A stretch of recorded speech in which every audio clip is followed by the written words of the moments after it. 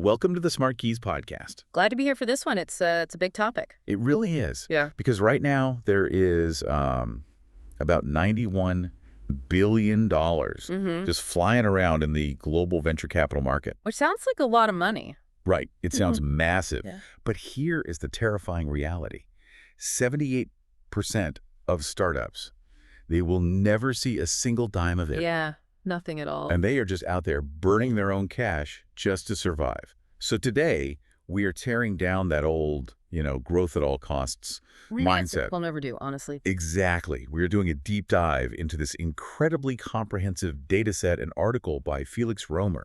And our mission today is really to map out this massive shift in the business landscape. Yeah, moving away from just blind growth toward a laser focus on sustainable profitability. Right. So for you listening, whether you are a founder or, a team lead prepping for a board meeting, or maybe you're just trying to figure out your quarterly strategy in what is definitely a cooler economic environment. Oh, absolutely. The temperature has dropped. It really has. So consider this deep dive your ultimate survival and growth guide. Okay, let's unpack this. For the last decade, startups were basically like gas-guzzling sports cars. Oh, I love this analogy. Right? Built for pure speed. You just dumped venture capital into the tank, slammed the accelerator, and burned cash wildly just to get that top-line revenue speed. Yeah, just trying to go as fast as humanly possible. Exactly. But the market has changed. And now you have to build a high-efficiency hybrid if you want to stay on the road. Yeah, that analogy works perfectly because, a sports car is thrilling, right? But it wastes an enormous amount of energy as heat and exhaust. Right. But a hybrid is engineered fundamentally differently. Every time you hit the brakes, it captures that kinetic energy and feeds it right back into the battery. And that is exactly what a profitable business does. It captures the value it creates instead of just burning capital to move fast. It's a completely different mindset. Exactly. The destination is no longer just hitting some massive revenue number to impress your investors. It's actually retaining the money you make to build resilience. And to understand why we desperately need to, swap our engines, we have to look at the brutal market reality of what's actually happening out there. The 2026 startup funding landscape data. Yes. Let's talk about that data. Yeah. Because if you just skim the tech blogs, you would think money is everywhere, right? Oh, for sure. The headlines are always about mega rounds. Right. And the U.S. dominates 64% of that $91 billion market. AI and software are eating up nearly 40% of all investment. Massive numbers. But the reality check? It's staggering. Only 0.05% of startups actually secure VC funding. 0.05. Yeah. Which means the vast majority of companies, like nearly 80%, are entirely self-funded. What's fascinating here is how that forces a complete shift in how you operate. Well, because capital is incredibly tight, right? Leaders have to stop chasing what the source material calls top-line vanity and actually start measuring what they keep. Okay, top-line vanity. Let's dig into that phrase a bit. Yeah, so there's a huge difference between revenue growth and profit margin. Right. Because anyone can sell $1 for 90 cents and show revenue growth. Exactly.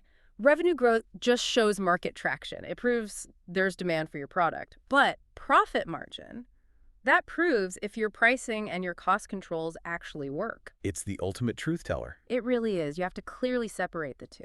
Okay, so if we're trying to build a business that actually retains money, the source material introduces this practical anchor for scaling, the profitability triangle. Yes. People, processes, and technology. Right, but wait, let me push back here for a second. Sure.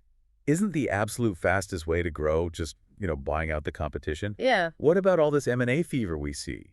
I mean, my professional feed is constantly full of companies acquiring smaller startups. It looks like a great shortcut from the outside. Right, like just absorb their customers and boom, you've scaled. But the source material gives a really stark warning about that exact kind of acquisition fever. Mergers and acquisitions can actually erode your value entirely. Really?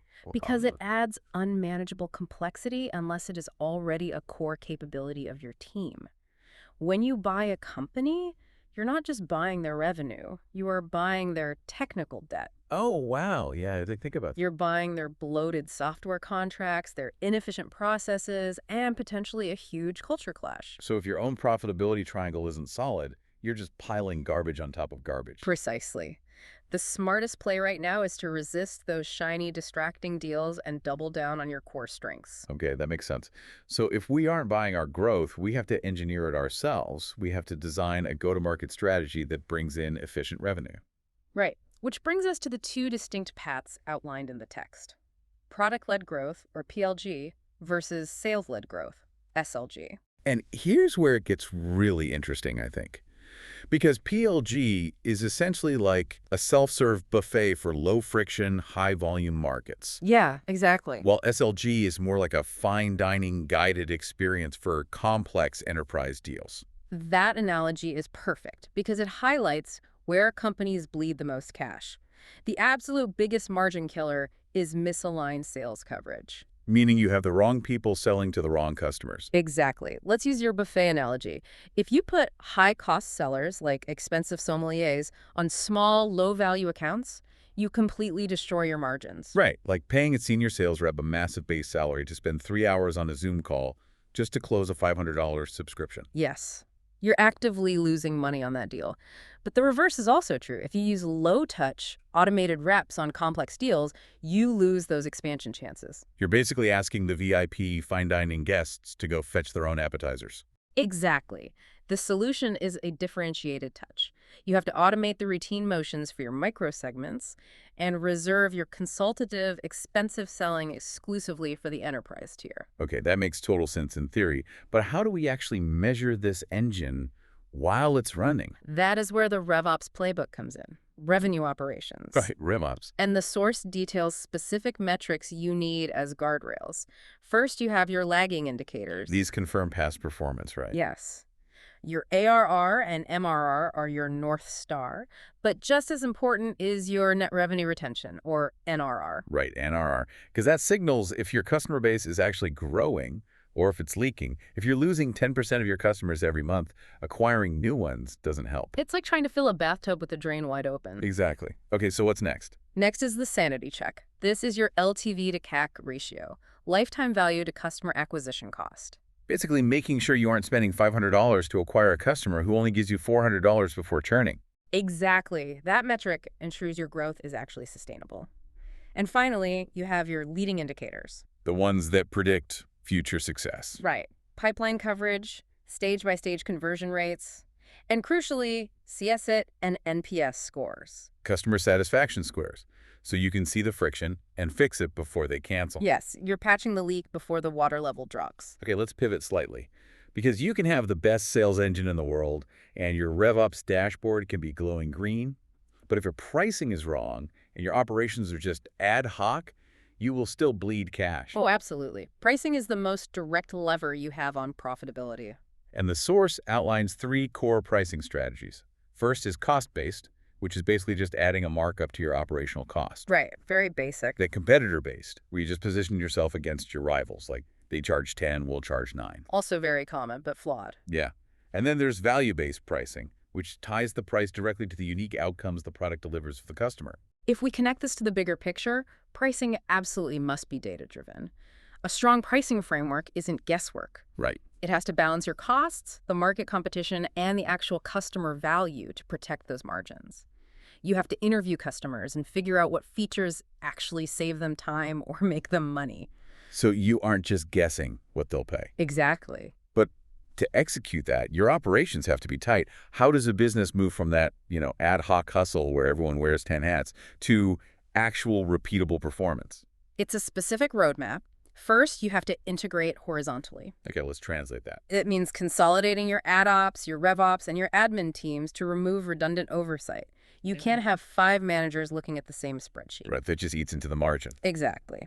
Second, you shift to enablement-led playbooks, standardizing how your reps sell instead of everyone inventing their own pitch. Got it. And third, you have to instrument the tech stack, making your ERP and your CRM the absolute single source of truth for cost control and pipeline accuracy. No more rogue spreadsheets. None. That's how you automate discount approvals so a rogue rep doesn't just slash a price by 40% to hit their quota. Which completely destroys the margin. Yes. To bring this to life, the text mentions some great industry lessons, like how traditional media bundles print and broadcast together to increase the overall deal size. Yeah, that's a classic strategy. Or how digital media blends those push motions, like programmatic ads for volume, with pull motions, which are consultative sales for high-value clients. It perfectly mirrors that product-led versus sales-led balance we just talked about. Exactly. Okay, so now we understand the mechanics. But so what? What does this all mean for you listening on a Monday morning? Adopting this profitability focus is really about building operating resilience. In a volatile market, cash generation and predictable unit economics are what guarantee survival, not just hype. So let's distill this into the final action plan for you. Step 1, audit your book. Run a hard audit to segment your accounts by margin. Yeah, you have to spot those CAC versus LTV imbalances. And be ruthless. Keep the high-return efforts and exit the low-return ones quickly. Step 2, Yeah. instrument your stack. Use technology to automate your renewal alerts and those discount approvals we talked about. And step 3, invest with intent. Allocate your capital only to high ROI products and expansion plays that actually shorten your payback time. Using concise investment memos. Exactly. Prove the math on paper before you spend a dime. It's all about discipline. It really is. And, I want to leave everyone with a final forward-looking question today. Lay it on us. If sustainable profit requires you to constantly test your pricing and actually listen to your customers, what is the one vanity metric you are currently celebrating that is actually hiding a painful truth about your business? Oof. That is a heavy question to end on, but so necessary. Were you just staring at the shiny paint job on your sports car while the gas tank hits empty? It is time to build the hybrid. Thank you so much for tuning in to the SmartKeys podcast. We want you to take these insights and start building that resilient, high-efficiency engine. Please subscribe to the podcast so you never miss a deep dive.